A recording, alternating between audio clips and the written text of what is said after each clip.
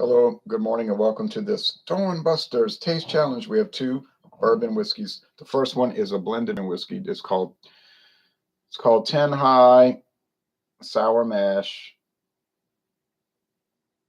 Kentucky Bourbon Whiskey, a blend, aged 4 years, bottled in California and Kentucky by Barton Distilling.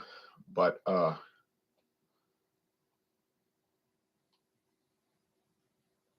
it may not be, and that's owned by the Sazerac Company.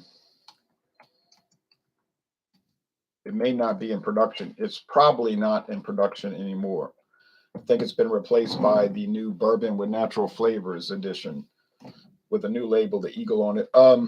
Strange thing, I did find this Monday at a local store, and they had two of these bottles covered with dust.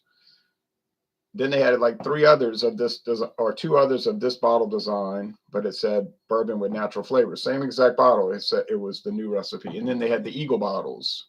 I call it the Eagle bottle. Okay, cream colored bottle. These are nice, inexpensive. I mean, $9.99 for a bottle. This is really what you call low end bourbon, cheap bourbon, whatever. Blended bourbon. That's a style. Okay, here we go. Cooper's Craft. This is Kentucky straight bourbon whiskey. It is charcoal mellowed, but not in sugar maple oak, but in birch and beech charcoal. It's 82.2 proof, kind of a strange thing, and it's been on the market since 2016. The price for this runs about $25. Mathern's had this bottle for $9.99. Can't tell you why. Didn't ask questions. I bought it. So I paid $9.99 for both. But you're not going to find Cooper's Craft for $9.99. You're going to have to pay more, okay? There's the barrel. And they call it Cooper's Craft because there's the B.F. Cooperage, started in 1945 in Louisville, Kentucky, Brown-Forman Coopers. They make their own barrels for all of their products, Jack Daniels, Old Forester, so forth. Now, you would think, and you would guarantee, we're going to guarantee that this is not going to be a challenge. How could it be? $25 bottle versus $10 bottle.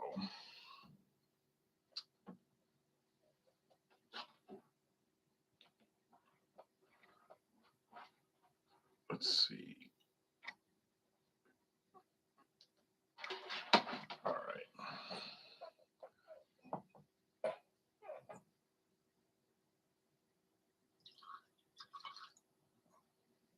That's enough. Blended bourbon. It is allowed to have flavoring added, and it is allowed to have coloring added. It's not required, but it's allowed. So you have to take that into account when you're looking at blended bourbon. Straight bourbon, oh, no. No coloring added, no flavoring can be added. No way.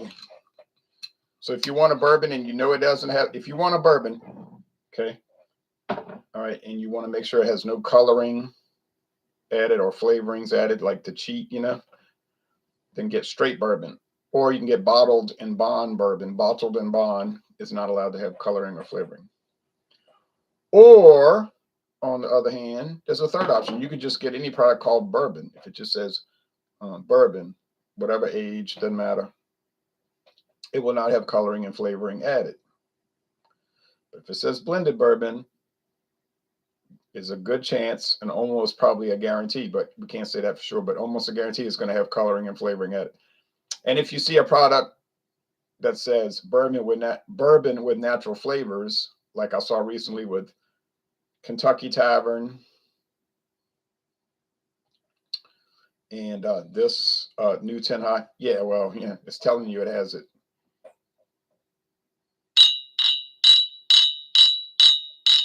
So they're both amber. Appearance is the same.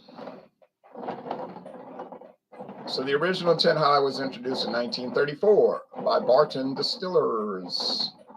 It was Kentucky straight bourbon whiskey. It had a following, it had a limited audience. I'm not going to sit here and talk about how popular it was, but it was around advertisements in the magazines and so forth. Then I guess it kind of faded, and it was still produced up until around 2009, when Sazerac bought Barton Distilling, and then it was changed to a blended bourbon. Cheaper product. Probably the bad sales of it didn't really justify being straight bourbon. I don't know that.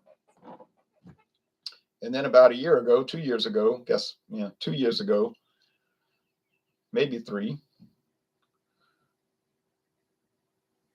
you started seeing 10 High showing up with this eagle. Well, that was a while before that. So maybe they phased it in 5 years ago and they phased this out 3.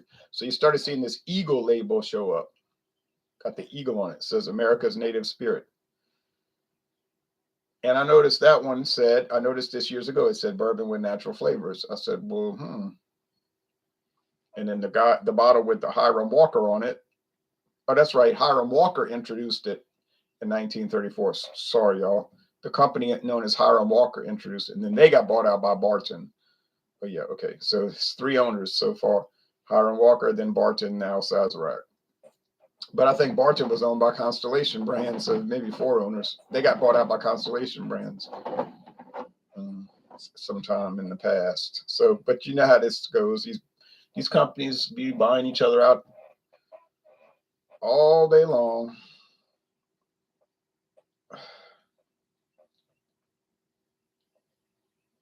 Okay, sweet corn, light char, sugary. Sweet corn, light char, sugary.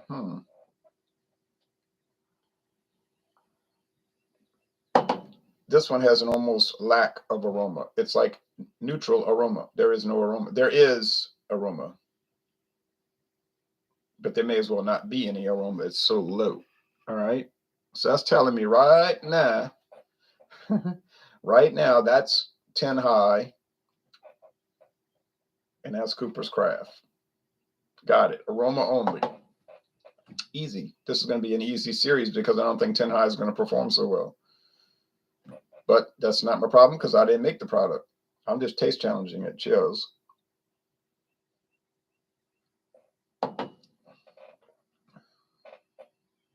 See, so with Cooper's Craft, you're getting vanilla, charred oak. It really comes through. Now, the beech and birch charcoal mellowing, I don't know how that's going to affect the taste. They claim it's different. I'm not enough of an expert to really discern those kind of things. Medium body, medium long finish. Just think it's, vanilla, oak, lots of corn because it's made from mostly corn. What is the mash bill? I don't think they give that on the website. I was just looking at the website. Here we go. Cooper's Craft. Our bourbon. Now they make 100 proof barrel reserve, but I've never had it. Seen it around.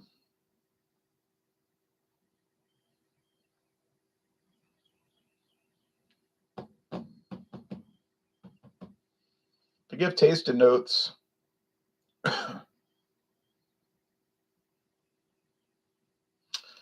no, they don't give a mash bill because they're just showing,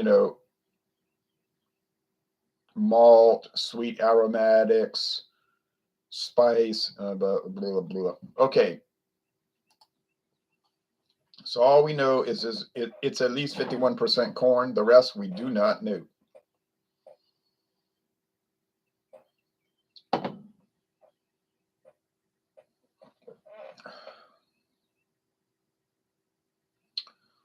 Well, we do know the blend ratio for this bland product. Tastes like sugar water.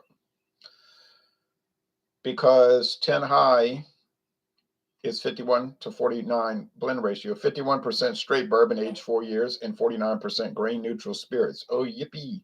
Now, just corn liquor, no aging. So 51% of the 51% is corn, or higher than 51%. But it could have wheat in there, could have rye, could have malt whiskey. We don't know. Hey, but that's the law, and they're allowed to make blended bourbon. It's a style. Didn't say it was a popular style. You don't really see it much, but it's around. Kentucky Gentleman. You know what? I think the last time I saw Kentucky Gentleman, it was saying bourbon with natural flavors. I don't know if they're still making Kentucky Gentleman as a blended bourbon. It might also be now the new and improved. Is it improved? Bourbon with natural flavors. Natural flavors. Now, I've had some people tell me, well, it's not really natural. No, I said, well, natural flavors are natural. They have to be derived from a natural source, like an extract or bark, like literally bark, or oleo resin. The government called oleo resin. That comes from the FDA website. Leaves, essential oils,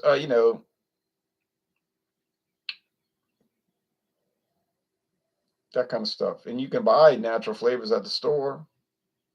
Lemon extract comes from lemons. Vanilla extract, yeah, that's where it comes from, vanilla, and so forth. Now, if it says artificial vanilla flavoring, well, that's not natural flavoring. That's artificial. That's some other chemical food compound that's edible, but made to taste like vanilla. This does not have that artificial flavoring in it. It would have to say so. Well, okay, well, so what? But okay, so it's natural flavoring. Does that make it good? No, not necessarily. It's not making it much of anything right here. It's just dull, drab, and dreary. I don't know about depressing, just dull and drab and dreary. 3 Ds. Is it worth $9.99? Yeah, it's worth $9.99. I wouldn't pay more.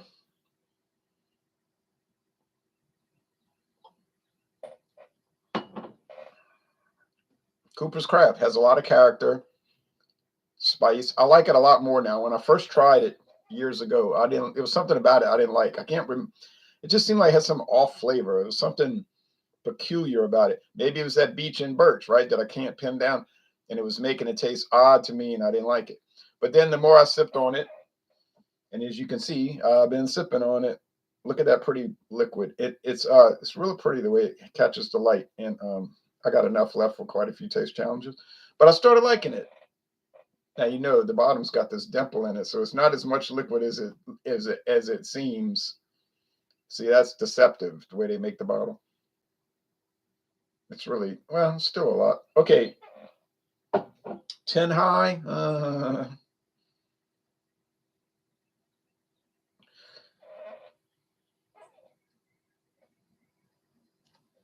Look at that glare. There's what it's supposed to look like. Okay, you might find a bottle like I did, but probably you won't. Mark Adair says, bro, you may be allergic to birch. I don't seem to be. It didn't make me break out or anything. I didn't like the flavor was strange, but now I like the flavor. See, I have a birch tree in my backyard. Isn't that strange? I thought those usually grow up around Michigan or Wisconsin, but there it is back there with that paper looking bark. I hope it gets big, Maybe those seeds blew down from Michigan or Wisconsin. 10 high. Is there anything positive to be said about it? Oh, yeah, I guess it's a little bit of vanilla's coming out now. A little bit of oak, like 1% oak flavor and 99% not oak flavor. Sugar water, corn syrup, corn. That's a question I want to ask. Can they use corn syrup to make bourbon? Because what I'm saying is, if you read the regulations, it just says it has to be 51% corn, but it doesn't specify how the corn has to be included. You know what I'm saying? It doesn't say corn on the cob, corn kernels. It doesn't say corn grits or corn in a liquefied state, meaning syrup. You know what I'm saying? No, I mean, it doesn't say. And I'm not a food scientist, so I really don't know. But it would be interesting to find out. But when I went to Barton 1792 Distillery, one of the Sazerac distilleries in Kentucky, Bardstown, Kentucky. They had a big truck backed up to the distillery and it was pouring corn into this hopper, this not this like cellar, like the truck just backed in. And then the guy opened these doors and the corn started pouring in. And we were just watching it. I still had the video posted on my channel of the corn pouring in, and it was just kernels of corn. And then the girl said, "Oh yeah," and then they bring the corn over here, and they had this big smasher. It was like a mill, but it was they put the corn on, and it was like, bam, bam. You know, it was this big. It's like a hammer, like, and it was turning it into grits after it was dried, whatever. And so I don't know. They're using the starch, right, that convert to alcohol. Also, if it's starch from corn kernels or starch from the syrup, I don't know. It's a good question to ask. Interesting question. May not mean much. I know Molson Coors Brewing converted from corn grits because when back in 2008 and whatever, when we went on a tour there, they said, "How do we make our beer?" And they showed we use yellow corn grits, and they showed like a glass container of it. But now they use brewer syrup, corn syrup. Has that changed the flavor of, say, like Miller High Life or Miller Genuine Draft or Coors Banquet? I don't think it tasted any different before or after. Okay, to me, it tastes the same because, like they're saying on the website, it all converts to alcohol. There's no corn left in the beer.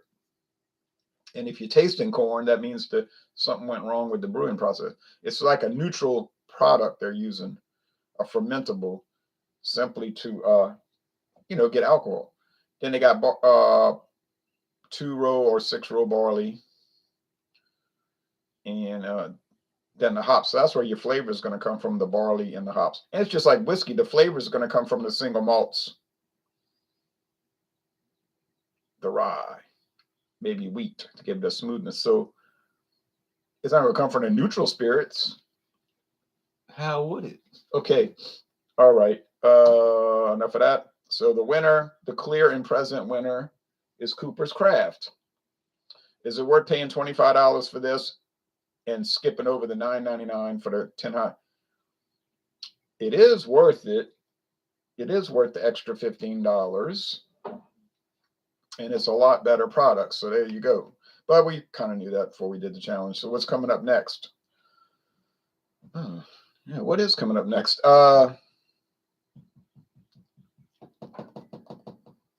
I know what's coming up, maybe not immediately, but I have it on the shelf over there in the lineup, and that's Evan Williams Green Label, which is apparently hard to find for most people. I can get it, but prices vary around here. Like you shop around and you get good prices and nasty bad prices. But I shopped around and I wasn't in a rush to get it. But when I saw it for $9.98, 750 milliliters for $9.98, I said, I'll buy it. So I bought it, and it's sour mash Kentucky straight bourbon whiskey, aged 3 years, and it's charcoal filtered. Funny thing about it, if you get the Evan Williams standard, the black label, it's 86 proof, and it doesn't say sour mash, and it doesn't say charcoal filtered. I don't know. But that's the story. Okay, well, y'all take care now.